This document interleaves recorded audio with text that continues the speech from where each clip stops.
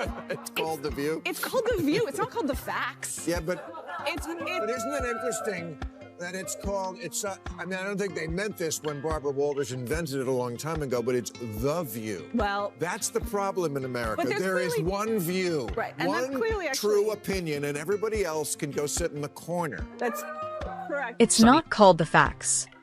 Yeah, but isn't it interesting that it's called, I mean, I don't think they meant this when Barbara Walters invented it a long time ago, but it's The View. Well, that's the problem in America. There is one view, one opinion, and everybody else can go sit in the corner. That's correct.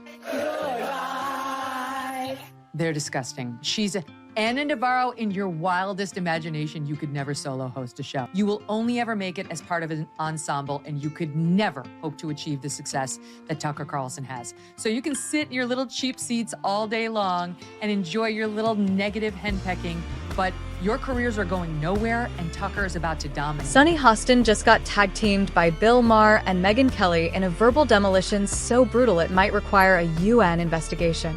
One minute she was confidently sipping tea on The View. The next she was metaphorically face-planting into her cue cards. What happened on live TV that left her blinking like she'd seen her Wi-Fi bill?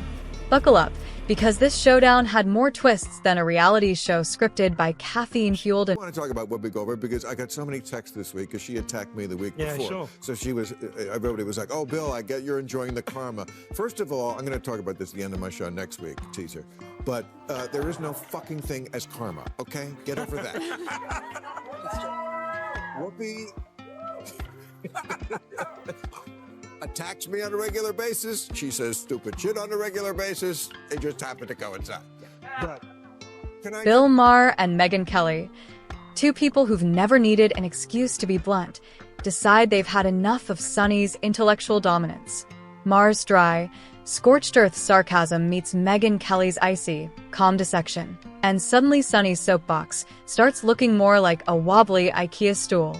The whole thing felt less like a debate and more like an academic demolition derby, one where Sunny was armed with a glitter glue stick and the others brought bulldozers. That hot mess that they air in the mornings, called The View, had to issue not one, not two, not three, but 4 corrections, legal corrections, 4 legal notes. Not to mention what they did at that debate, where once again, they tried to fact check only one side, and then when their fact checks got fact checked, they cowered. They cowered in fear. I mean, this is a pattern with them. What's especially charming is Sunny's ability to turn literally any topic, whether TikTok trends or the proper storage temperature for mayonnaise, into a discourse about racial injustice.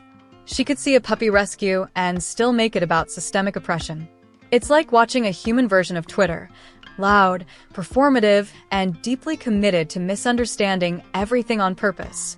I mean, just look at how confused she can be. Even Whoopi couldn't stand her partner's... Any term you want. Okay. Because maybe that is a word that's triggering, and so let's not use that word. I don't know, want to call it the super far left, but don't tell me the left maybe the super far right. Well, he's talking about the left. Well, then okay, but we talked about that. I mean, I think we agree about the danger of the super far right, and I can't say it enough. I think they're the bigger threat. But don't tell me that the left hasn't changed. Mm-hmm. I mean, I'm old enough to remember when it was the conservatives who hated the Jews. Yeah. Okay. Sunny Hostin didn't just get challenged. She got steamrolled in a philosophical demolition derby. And the only thing she managed to salvage was her signature frown of moral disappointment. It's one thing to have strong opinions. It's another to turn every conversation into a sermon atop Mount Condescension. And yet, that's Sunny's whole brand. She's not having a discussion. She's performing a courtroom drama where she's the star, the jury, and the applause sign all at once. The problem? Bill Maher and Megyn Kelly don't read from that script. They don't need the audience to stand up and cheer every time they breathe. They just drop facts, wit, and logic. And suddenly, Sunny's TED Talk energy turns into a bad improv show, one where nobody's laughing. Even when cornered by basic truths, Sunny doesn't adapt. She doubles down, as if louder equals smarter. And finally, new rule, stop saying that Whoopi Goldberg getting yanked from The View right after she attacked me on The View is karma. There's no such thing as karma, sorry. Sorry, but life is random. The only word to describe it when a big game hunter gets trampled by an elephant and then eaten by lions is hilarious.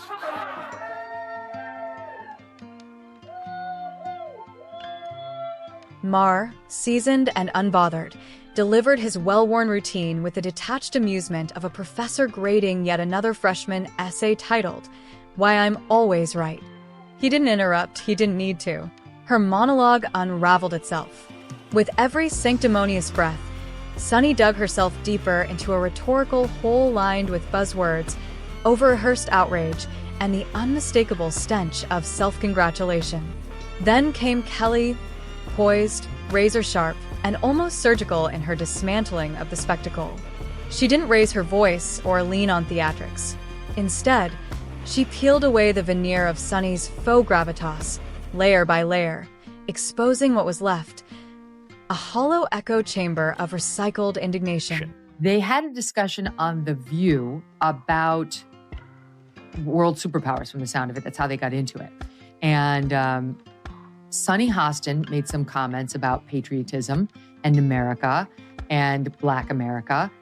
It's all in there, Jason. I mean, it's all in there. I'm going to tee it up. It starts with Alyssa Farah, who's supposed to be the Republican commentator, and then you'll hear Sunny jump in. Listen.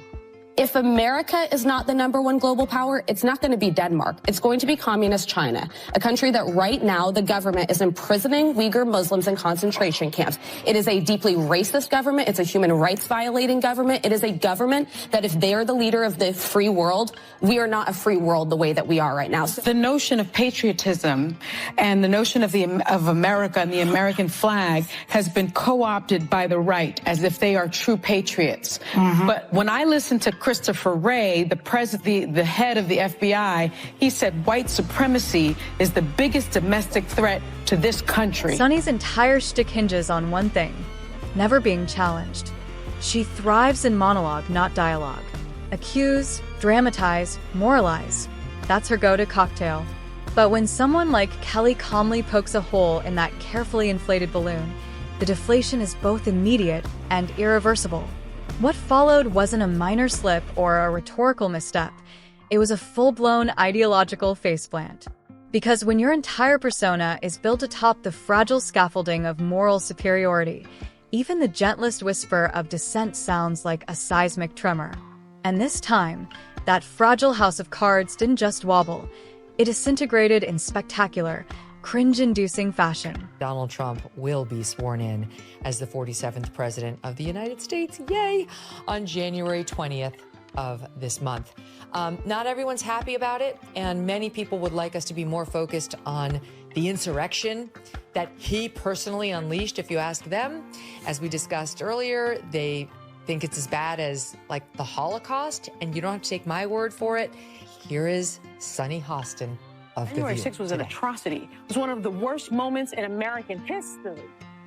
And when you think about the worst moments in American history, like World War II, things that happened, like the Holocaust, chattel slavery. Yeah, the January 6th is right up there next to the Holocaust and slavery. Megyn Kelly, whose mere existence seems to trigger Sunny Hostin like a fire alarm in a nap room, has a unique talent for pushing all the right buttons. It's almost impressive how consistently Sunny's voice jumps an octave the moment Megyn's name enters the chat. Megyn has this rare and apparently scandalous superpower: the ability to use facts in a coherent sentence. On The View, that's treated like sorcery. If you cite data or walk through a logical timeline without a dramatic hair flip or existential meltdown, you're clearly a danger to their ecosystem. While Sunny clutches her pearls over yet another imaginary political apocalypse, this week's version brought to you by Vague Vibes and MSNBC, Megyn calmly and annoyingly clears the air on the true nature of Sunny. She cites sources. She uses statistics. She speaks without shrieking. It's a horrifying display of composure and literacy, two things most feared on The View panel. I want you to note the tone they all talk with him. I want you to look at Sunny Hostin's body language. and the way they look at him and everything else, just because he is a lefty who hasn't gone completely bananas. Here they are talking about the word woke. The term woke has been, in my view, co-opted by the right and weaponized and bastardized. And so I was surprised to hear you use the term because historically, as you know, because I think you're quite brilliant, that woke is a word used by the Black community to note that we must be aware of social injustices. But words migrate. Why is that a bad thing? It's not a bad thing, and originally that was absolutely a great thing. Alert to injustice, who's not for that? But words do migrate. It's not a fair fight. Sonny's out here armed with smoke bombs, emotional outbursts, and interpretive dance moves that symbolize oppression, while Megyn's precision-guided missiles of reason calmly dismantle the narrative scaffolding. It's like watching someone bring a coloring book to a chess tournament and getting mad that the other player knows how the pieces move. You could feel Sonny's neurons short-circuiting in real time. Every time Kelly brought up something rooted in data, logic, or history, Sonny's only defense was to retreat into her fortress of indignation. It's like watching someone argue that 2 + 2 equals systemic injustice, and then get angry when someone pulls out a calculator. You half expect her to scream, "How dare you bring math into this?" And don't even get me started on Sonny's war on comedy. For someone who allegedly understands law and society, she seems weirdly allergic to jokes. To her, sarcasm is hate speech, and satire is emotional assault. Whoopi Goldberg was angry when Alyssa pointed out that Trump went to the funeral of Officer Diller. Yes. On Long Island, and Joe Biden went to a podcast. Look at Whoopi Goldberg's reaction. Choose what you like there, but for Republicans, it was good imagery. Really? 1 day later, yes. And I'm asking that because I was so offended, because you know who showed up, and he was, whether he was asked or not. This is a man who didn't care what happened to the officers on January 6th. She promotes Joe Biden and Kamala Harris every day on that show. Trump wasn't supportive enough of the cops who were, yes, in danger on J 6th. How does that explain their behavior on a daily basis? It's 2025, and somehow this woman still hasn't grasped the concept that comedians, by definition, make fun of everyone. That's literally their job. Expecting Bill Maher not to poke fun at public figures is like walking into a bakery and getting outraged that they're selling bread. And yet, every single time Maher so much as inhales, Sonny Hostin reacts like someone just stood on a table and read her middle school diary aloud, complete with doodles and that one failed poem about justice. She clutches her pearls and gasps, "How dare he?" as if personal offense is now a valid counterpoint in a comedy monologue. But the true piece de resistance? Her painfully awkward attempt to out-intellectual Maher and Megyn Kelly in real time.